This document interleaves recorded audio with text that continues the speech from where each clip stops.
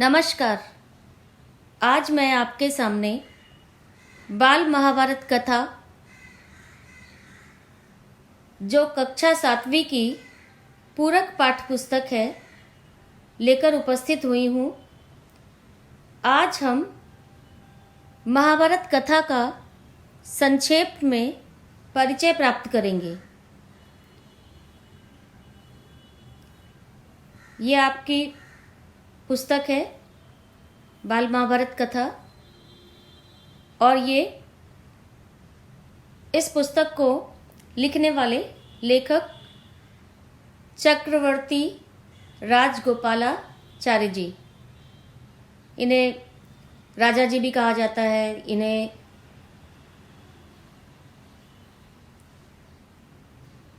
CR भी कहा जाता है,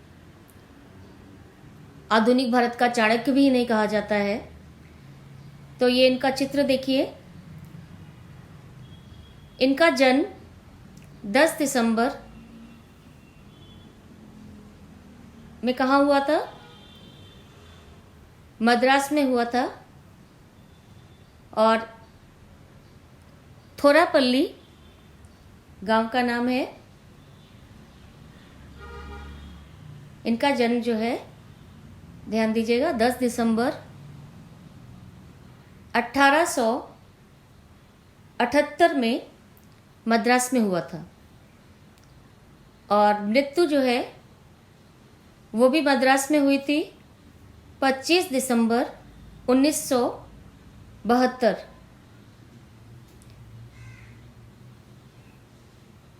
हम लेखक का संक्षेप में हम लेखक के बारे में उनका परिचय जो है प्राप्त करेंगे। जैसा कि हमने अभी आपको बताया कि इन्हें आधुनिक भारत का चाणक्य भी कहते हैं, इन्हें राजा जी के नाम से भी जानते हैं। इनका औपचारिक नाम है राजा जी या सीआर भी कहा जाता है। ये एक महान भारतीय राजनीतिक भी थे, स्वतंत्रता सेनानी भी थे, वकील, लेखक भी थे, इतिहासकार और राजनेता भी थे। कहने का माने क्या है कि ये बहुमुखी प्रतिभा से संपन्न व्यक्ति थे और उसी के साथ भारत के अंतिम गवर्नर जनरल भी थे। इनके बारे में आगे हम जानकारी प्राप्त करते हैं। इन्हें वर्ष 1954 में भारतीय राजनीति के चाणक्य कहे जाने वाले राजा जी को भारत रत्न से भी सम्मानित किया गया था। भारत रत्न आपको पता ही होगा, बहुत प्रतिष्ठा का पुरस्कार है और इन्हें जो है भारत रत्न से सम्मानित किया गया था। और सबसे ज़्यादा उल्लेखनीय ये बात है कि जो प्रथम भारत रत्न जो है हमारे देश में सबसे पहले राजा जी को ही प्रदान किया गया था। तो जैसा कि आप परिचय से आपको पता ही लग रहा है कि ये अनेक गुणों से युक्त थे और उसके साथ जो है इन्होंने जो है, हिंदी हमारी राष्ट्रभाषा है और ये तमिल भाषी थे, लेकिन तमिल भाषी होने के बावजूद भी इन्होंने पूरी जिंदगी आजीवन जो है ये संघर्षशील रहे। किस लिए? हिंदी को प्रतिष्ठा दिलाने के लिए, माने हिंदी को उसके उचित स्थान पर पहुंचाने के लिए ये जो है जिंदगी भर जो है, आजीवन माने पूरे जीवन, जिंदगी भर ये जो है संघर्ष करते रहे। सबसे पहले गैर हिंदी भाषी राज्यों में से एक तत्कालीन मद्रास प्रांत में हिंदी की शिक्षा अनिवार्य करने का श्रेय इन्हें ही जाता है। माने जो गैर हिंदी भाषी जो राज्य थे, मद्रास जैसे दक्षिण भारतीय राज्य में, इन्होंने क्या किया, हिंदी की शिक्षा जो है अनिवार्य कर दी। और इनका मानना था कि हिंदी जो है एकमात्र भाषा है जो देश को एक सूत्र में बांध सकती है, माने देश की एकता में हिंदी जो है सहायक हो सकती है, ऐसा लेखक का विश्वास था। वे तमिल और अंग्रेजी के बहुत अच्छे लेखक थे, माने तमिल भाषा में भी लिखते थे और अंग्रेजी में भी लिखते थे, अंग्रेजी भाषा में भी लिखते थे। गीता और उपनिषदों पर उनकी टीकाएं प्रसिद्ध हैं। गीता और उपनिषद आपको पता ही होगा ना, हमारे जो है ये धार्मिक ग्रंथ हैं, और उन्होंने जो है उस पर टिप्पणियाँ लिखी, टीकाएं लिखी, टिप्पणियाँ लिखी या आलोचनात्मक जो है उस पर जो है अपने विचार व्यक्त किए। इसके साथ साथ इन्होंने अनेक भाषा में जो है अनुवाद भी किया, अलग अलग भाषाओं में रामायण का, महाभारत, गीता, उसको जो है अपने ढंग से उन्होंने जो है अनुवाद किया। इसीलिए जो है आज आपके समक्ष जो पुस्तक उपलब्ध है, जिसे आप पढ़ रहे हैं, इन्हीं के प्रयासों के परिणाम स्वरूप जो है वो उसका एक संक्षिप्त रूप जो है आपके सामने उपस्थित है। जो गहराई और तीखापन उनके बुद्ध चातुर्य में था, वही उनकी लेखनी में भी था। लेखनी से माने क्या हुआ कि माने जब वो लिखते थे, जब जो कुछ भी उन्होंने लिखा उसमें जो है गहराई और तीखापन भी मौजूद है। ये देखिए, ये आपकी जो पाठ्यपुस्तक है वहाँ से ये अंश यहाँ पर लिया गया है। ये प्रसंग है, ये है महाभारत कथा, जिसका सार अभी हम पढ़ेंगे और समझेंगे। तो अब बच्चों आपको पता ही होगा, महाभारत की रचना जो है महर्षि वेद व्यास जी ने की थी, ये आपको पता है। और दूसरी बात, महाभारत जो है प्राचीन जो महाकाव्य हैं, हमारे जो दो महाकाव्य हैं, पहला तो महाभारत है और दूसरा जो है रामायण है, उनमें से यह सबसे बड़ा महाकाव्य है। महाभारत की कथा महर्षि पराशर के कीर्तिमान पुत्र वेद व्यास की देन है। व्यास जी ने महाभारत की यह कथा सबसे पहले अपने पुत्र शुकदेव को कंठस्थ कराई थी। कंठस्थ माने क्या है? याद कराई। और बाद में अपने दूसरे शिष्यों को। तो सबसे पहले जो है इस कथा को शुकदेव ने याद किया और उसके बाद जो है दूसरे शिष्य जो है इसे कंठस्थ किए। मानव जाति में महाभारत की कथा का प्रसार महर्षि वैशंपायन के द्वारा हुआ। वैशंपायन व्यास जी के प्रमुख शिष्य थे। ऐसा माना जाता है कि महाराजा परीक्षित के पुत्र जन्मजय ने एक बड़ा यज्ञ किया। इस महायज्ञ में सुप्रसिद्ध पौराणिक सूत जी भी मौजूद थे। सूत जी ने समस्त ऋषियों की एक सभा बुलाई और इस सभा का अध्यक्ष किसको बनाया? महर्षि शौनक को। तो इस सभा के अध्यक्ष महर्षि शौनक थे। सूत जी ने ऋषियों की सभा में महाभारत की कथा आरंभ की। उन्होंने बताया कि महाराजा शांतनु के बाद उनके पुत्र चित्रांगद हस्तिनापुर की गद्दी पर बैठे थे और जब चित्रांगद की अकाल मृत्यु हो गई तब उनके भाई विचित्रवीर राजा हुए। माने जब अकाल मृत्यु से माने क्या है? अचानक मृत्यु हो जाना। तो जब चित्रांगद की जो है मृत्यु हो गई, अकाल मृत्यु हो गई, तो उनके भाई को राजा बनाया गया।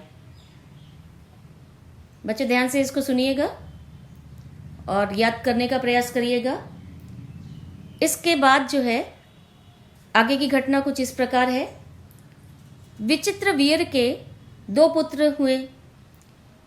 पहले धृतराष्ट्र और दूसरे कौन थे? पांडु। लेकिन दुर्भाग्यवश क्या हुआ? बड़े बेटे धृतराष्ट्र जन्म से ही अंधे थे और इस कारण क्या है कि जब वहाँ का नियम था कि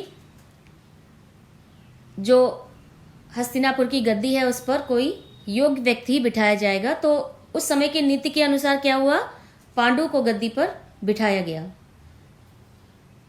पांडु ने कई वर्षों तक राज्य किया। उनकी 2 रानियां थीं, कुंती और माद्री। कुछ समय पश्चात वे अपने किसी अपराध का प्रायश्चित करने के लिए जंगल में गए। जब महाराजा पांडु जंगल में गए तो उनकी दोनों रानियां भी उनके साथ गईं और वहीं पर वनवास के समय में ही कुंती और माद्री ने अपने पुत्रों को जन्म दिया। उन्होंने 5 पांडवों को जन्म दिया। सारी घटनाएं बच्चों आपने अपनी पुस्तक में पढ़ी है और आजकल जो टीवी पे सीरियल भी आ रहा है महाभारत का, मैंने आपसे अनुरोध किया था कि आप वो सीरियल ज़रूर देखें ताकि आपको ये पुस्तक पढ़ने में समझने में आसानी हो। तो उन्होंने जो वनवास के समय जो 5 पांडव जन्मे थे, उन बच्चों का पालन पोषण भी जो है वन के ऋषि मुनियों को ही करना पड़ा। उनको पढ़ाना लिखाना भी पड़ा, उनका पालन पोषण भी करना पड़ा। कारण क्या है कि वही वन में महाराजा पांडु की मृत्यु हो गई। तो उसके बाद जो है 5 अनाथ बच्चे जो है वहीं वन में ही जो है ऋषियों के साथ रहने लगे। जब युधिष्ठिर 16 वर्ष के हुए तो ऋषियों ने 5 कुमारों को हस्तिनापुर ले जाकर पिता में भीष्म को सौंप दिया। और जैसा कि आपको पता ही है कि सारी समस्या जो है यहीं से शुरू हुई, क्योंकि 5 पांडव क्या थे, बुद्धि से बहुत तेज थे, शरीर से भी बहुत शक्तिशाली थे, बलवान थे और उनकी बुद्धि भी बहुत ज़्यादा प्रखर थी और उनका स्वभाव बहुत मधुर था, बहुत मीठा स्वभाव था। तो होता क्या था कि जब पांडवों को जो भी देखता था, पांडवों से जो भी मिलता था, वो जो है उनसे प्रभावित हो जाता था। और यह सब देखकर जो कौरव हैं, कौरव पुत्र जो हैं, वो उनसे जलते थे और तरह तरह के से जो है माने वो उन पर अत्याचार करते थे, फिर उनको कष्ट देते थे। और यही जो है चलता रहा। तो ऐसे ही जो है किसी तरह दिन जो है बीतते गए। दोनों के बीच में काफ़ी वैर हो गया, काफ़ी जो है शत्रुता बढ़ती चली गई। तब जो है भीष्म पितामह ने उन्होंने सोचा कि भाई आगे क्या किया जाए, कैसे जो है कौरव और पांडवों के बीच जो शत्रुता की भावना है उसको कम करा जाए। तो उन्होंने क्या किया, दोनों को किसी तरह समझाया और उनके बीच में संधि करवाई। और भीष्म ने कुरु राज्य के 2 हिस्से किए। उनके आदेशानुसार कुरु राज्य के 2 हिस्से किए गए, जिसमें से एक हिस्सा कौरवों को दिया गया और दूसरा पांडवों को। कौरव हस्तिनापुर में ही राज करते रहे और पांडवों को अलग से एक राज्य दिया गया जो आगे चलकर इंद्रप्रस्थ नाम से मशहूर हुआ। जिस समय का ये प्रसंग है, उस समय जो है राजा लोग जो है चौसर खेला करते थे। माने राजा लोगों में चौसर खेलने का आम रिवाज था। चौसर, चौपड़ भी इसे कहते हैं। चौपड़ में क्या या चौसर में क्या होता है कि आपने देखा होगा कि उसमें जो है पासे फेंके जाते हैं और पासों से खेला जाता है। और इस खेल में क्या है, यहाँ तक कि राज्य की बाजियां भी लग जाती थी, माने लोग अपने राज्य तक हार जाते थे। तो इस रिवाज के मुताबिक एक बार पांडवों और कौरवों ने चौपड़ खेला। घटना आपको पता ही है। कौरवों की तरफ से जो है उनके मामा जो है शकुनी जो है उन्होंने पासा फेंके। शकुनी बहुत ही कुटिल था। कुटिल माने बहुत ही जो मक्कार व्यक्ति था, बहुत ही धोखा देने वाला व्यक्ति था। और उसने क्या किया, कुटिलता के साथ जो है चौसर खेला और उसने युधिष्ठिर को हरा दिया। तो इसका परिणाम क्या हुआ, पांडवों का जो राज्य था, पांडवों ने अपने राज्य भी लगा दिए थे उसमें चौसर के खेल में, तो पांडवों का राज्य तक जो है छिन गया। और उन लोगों ने शर्त रखी थी कि जो भी हार जाएगा उसे वनवास जाना पड़ेगा। तो इससे जो है उनको 13 वर्ष का वनवास भोगना पड़ा था पांडवों को, और 12 वर्ष का वनवास था। और 1 वर्ष के लिए कहा गया था कि अगर अज्ञातवास जो है हो जाए,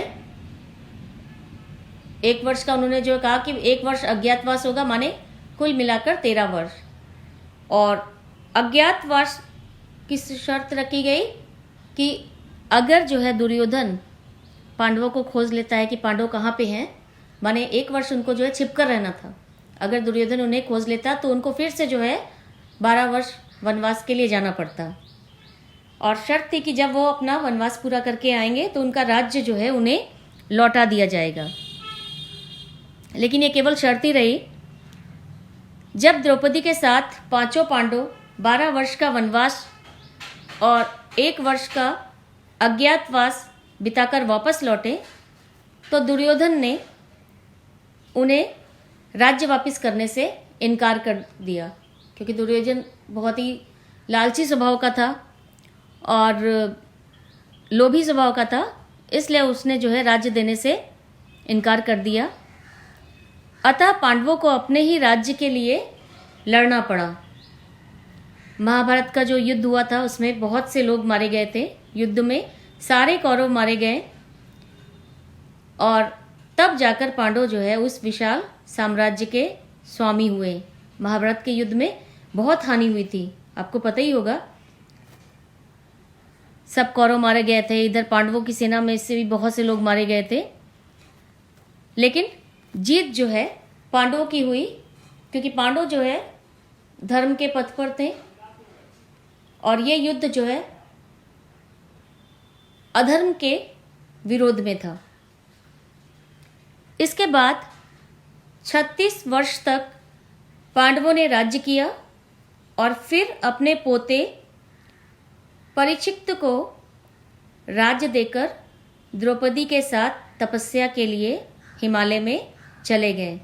क्योंकि हुआ क्या था कि जब युद्ध हुआ तो इतना हानि देखकर, इतने लोगों का जो मृत्यु हुई, इतने मरे हुए लोगों को देखकर पांडवों का मन जो है राजकाज में नहीं लगता था, माने उनको दुख होता था, पूरे वंश का जो है नाश हो गया, तो बहुत दुखी थे। फिर उन्होंने फैसला किया कि अब जो है हमें राजपाट जो है छोड़कर संन्यास के लिए जाना चाहिए।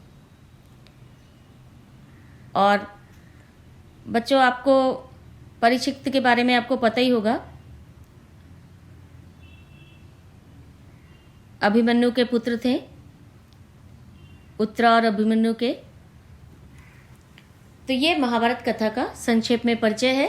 आप इसे जो है अच्छी तरह से याद कर लेंगे।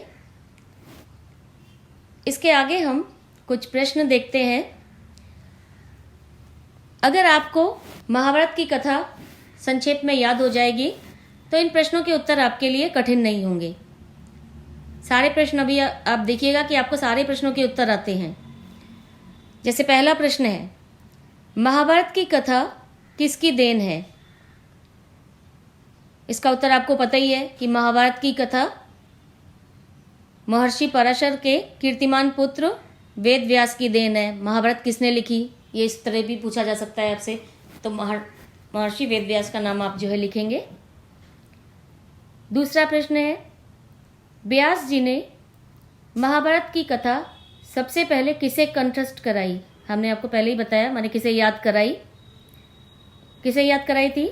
अपने पुत्र सुखदेव को, और उसके बाद फिर अपने दूसरे शिष्यों को।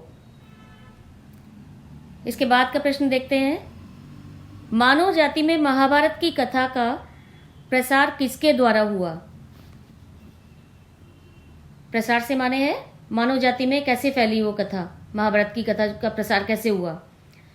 तो मानव जाति में महाभारत की कथा का प्रसार महर्षि वैशंपायन के द्वारा हुआ। अब आपका प्रश्न आता है कि महर्षि वैशंपायन कौन थे? इसका उत्तर है, महर्षि वैशंपायन व्यास जी के प्रमुख शिष्य थे। इसके बाद अगला प्रश्न आपका आता है, किसके यज्ञ में सूत जी भी मौजूद थे? आपने अभी पढ़ा ही है कि महाराजा परीक्षित के पुत्र जन्मजय के यज्ञ में सूत जी भी मौजूद थे। इसके बाद देखिए, सूत जी के द्वारा बुलाई गई सभा के अध्यक्ष कौन थे? सूत जी के द्वारा बुलाई गई सभा के अध्यक्ष कौन थे? महर्षि शौनक थे। अगला देखिए प्रश्न, महाराजा शांतनु के बाद किसको हस्तिनापुर की गद्दी मिली? किसे मिली हस्तिनापुर की गद्दी? आपने अभी पढ़ा ही है कि उनके पुत्र चित्रांगद को हस्तिनापुर की गद्दी मिली थी। इसके बाद देखिए प्रश्न है आपका कि बाद में हस्तिनापुर की गद्दी विचित्रवीर को क्यों दी गई? कारण क्या था? चित्रांगद की अकाल मृत्यु हो गई थी और उसके बाद जो है उनके भाई विचित्रवीर को ही हस्तिनापुर की गद्दी दी गई। विचित्रवीर के 2 पुत्रों के नाम लिखिए, ये आपको पता ही होगा बच्चों। उनके 2 पुत्रों के नाम पहले हैं धृतराष्ट्र और दूसरे पांडु। अब आपका प्रश्न है, धृतराष्ट्र ज्येष्ठ पुत्र थे, ज्येष्ठ माने बड़े, फिर भी पांडु को गद्दी पर क्यों बिठाया गया? कारण क्या था कि वो जन्म से अंधे थे, इसलिए उस समय की नीति के अनुसार जो है पांडु को गद्दी पर बिठाया गया। इसके बाद देखिए आपका अगला प्रश्न है, पांडु की कितनी रानियां थीं? उनके नाम लिखें। पांडु की 2 रानियां थीं, पहली कुंती और दूसरी माद्री। इसके बाद का प्रश्न देखिए, पांडु अपनी 2 रानियों के साथ जंगल क्यों गए? पांडु अपनी 2 रानियों के साथ अपने किसी अपराध के प्रायश्चित करने के लिए तपस्या करने जंगल में गए थे। पांडु के कितने पुत्र थे? ये आपको पता ही है, 5 पांडवों के नाम से जो है मशहूर है, 5 पुत्र थे। पांडवों का पालन पोषण किनके द्वारा और कहाँ हुआ? पांडवों का पालन पोषण ऋषि मुनियों के द्वारा, और कहाँ पे हुआ था? जंगल में। कारण कि उनके पिता की वहाँ पे मृत्यु हो गई, तो उनका पालन पोषण जो है वहाँ के ऋषि और मुनियों ने किया था। इसके बाद का प्रश्न देखिए, युधिष्ठिर के 16 वर्ष होने के उपरांत ऋषियों ने पांडवों को किन्हें सौंप दिया? माने जब 16 वर्ष के हो गए तो ऋषियों ने पांडवों को किसे जाकर दिया था? आपको पता ही है, पितामह भीष्म को दिया था। हस्तिनापुर ले जाकर उन्होंने पितामह भीष्म को सौंप दिया था। अब आपका प्रश्न आया है, कौरव पांडवों से क्यों जलते थे? जलन का क्या कारण हो सकता है बताइए? ईर्ष्या, जलना माने ईर्ष्या करना। कारण क्या था कि 5 पांडव बुद्धि से तेज, शरीर से बली और मधुर स्वभाव के थे, और उनके ये गुण जो है सबका मन मोह लिया करते थे। सब जो है मोहित हो जाते थे, आकर्षित हो जाते थे। यह देख देख कर कौरव जो है उनसे जला करते थे। कुरु राज का बंटवारा किस प्रकार हुआ? कुरु राज को जो है 2 हिस्सों में बांटा गया था। कौरव हस्तिनापुर में ही राज करते रहे, और दूसरा जो हिस्सा था पांडवों को एक अलग से राज्य दिया गया था, जो आगे चलकर इंद्रप्रस्थ के नाम से मशहूर हुआ।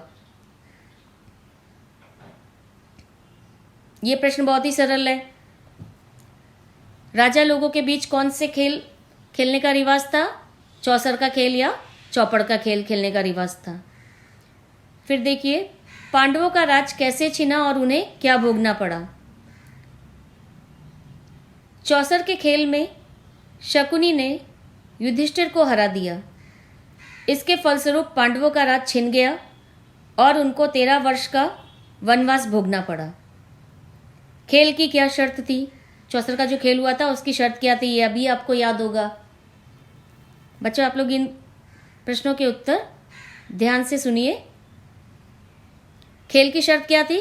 चौसर के खेल की शर्त क्या थी? कि जो हार जाएगा उसे जो है 12 वर्ष के वनवास और 1 वर्ष का अज्ञातवास भोगना पड़ेगा। और जब वो लौट के आएंगे तो उन्हें जो है उनका राज्य लौटा दिया जाएगा। और युद्ध, इस खेल में हारा कौन, ये भी आपको पता है। पांडव हार गए थे, इसलिए उनको जो है वनवास जाना पड़ा था। अब इसके बाद आपका अंतिम प्रश्न है, कौरव और पांडवों में युद्ध का क्या कारण था? युद्ध का कारण क्या था कि जब लौट कर आए पांडव वनवास भोगने के बाद, तो दुर्योधन ने उन्हें राज्य लौटाने से इनकार कर दिया। यही जो है दोनों के बीच जो है युद्ध का एक महत्वपूर्ण कारण जो है बना। तो ये आपकी महाभारत कथा का संक्षेप में परिचय है और इसके प्रश्न अभ्यास भी हमने किए हैं। आप लोग इन्हें अच्छी तरह से याद कीजिएगा। इसके बाद इसका दूसरा शीर्षक है देवव्रत। देवव्रत शीर्षक हम दूसरे वीडियो में उस पर बातचीत करेंगे। धन्यवाद।